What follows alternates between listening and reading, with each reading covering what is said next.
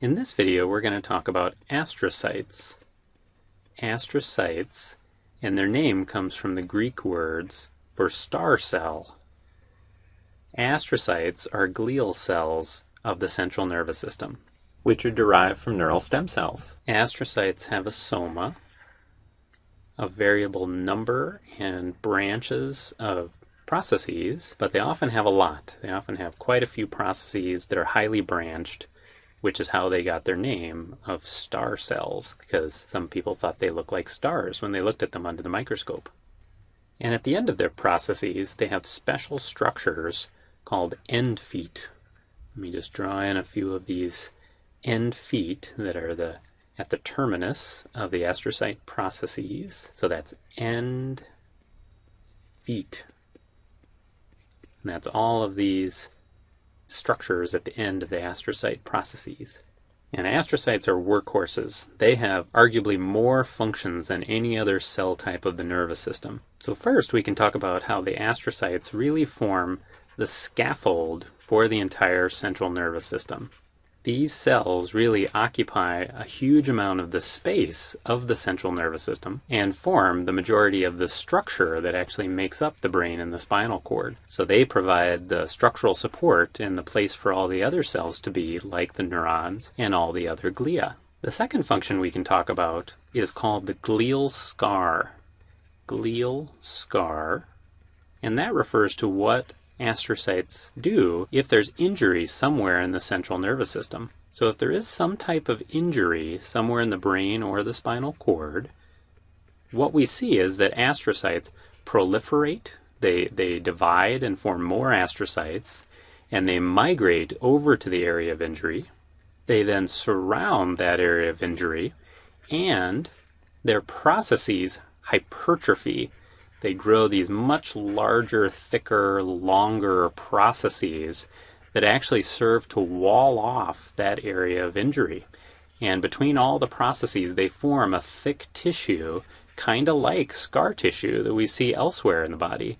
But that scar tissue elsewhere in the body is formed by different cell types because the astrocytes are only present in the central nervous system. So this whole process of astrocytes reacting to injury has multiple names. It's called gliosis, or it's called astrogliosis, or it's called astrocytosis, or it's called reactive astrocytosis. And the actual scar tissue that's produced is called the glial scar. And the glial scar probably performs kind of a similar structural role to astrocytes' role as the general scaffolding for the central nervous system. Because probably what they're trying to do is wall off an injured area, and particularly if there's a cavity, if a hole has formed, and they're trying to shore that area up with structural support from this wall.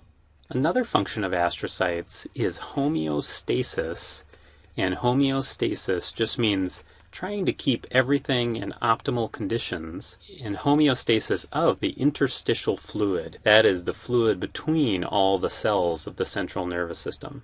And this is very important because the neurons require a very fine-tuned, a very even keel environment for them to function properly. And if certain things like the concentrations of certain ions, and particularly potassium ions, if those concentrations are abnormal, the neurons can't function properly. So one thing the astrocytes do is that they're constantly monitoring the interstitial fluid, and they're either taking in ions or they're releasing ions to try to keep those ion concentrations exactly the same all the time in homeostasis. Another thing they do for neurons sometimes is they release lactate into the interstitial fluid.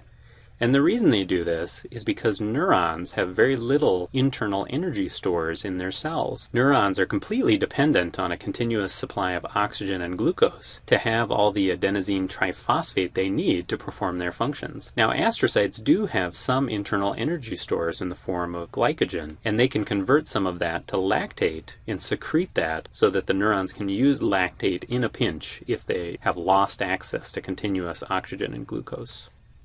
Another function of astrocytes is contributing to something we call the blood-brain barrier. Blood-brain barrier. And this is a barrier that prevents large molecules in the bloodstream, so I'll just draw a little blood vessel passing through the central nervous system. And this prevents large molecules from leaving the blood to enter the central nervous system unless the cells actually want that large molecule to enter.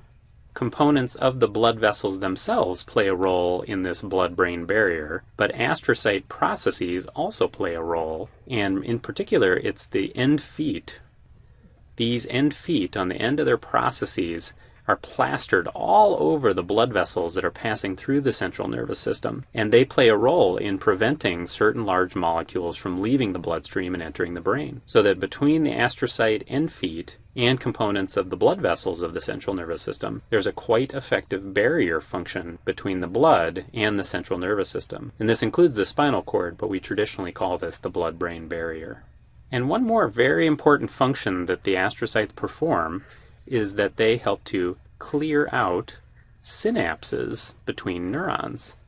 And so synapses are the connections between neurons and their target cells. So if we drew an axon of one neuron coming down here, and this will be the terminal of the axon, and then this axon is forming a synapse with, say, the dendrite of another neuron here, just like the astrocytes are using their end feet to surround the blood vessels that pass through the central nervous system, the astrocytes are also extending their processes and placing their end feet all over synapses, so that the end feet are plastered all over these synapses, and they're actually helping to clear out those synapses.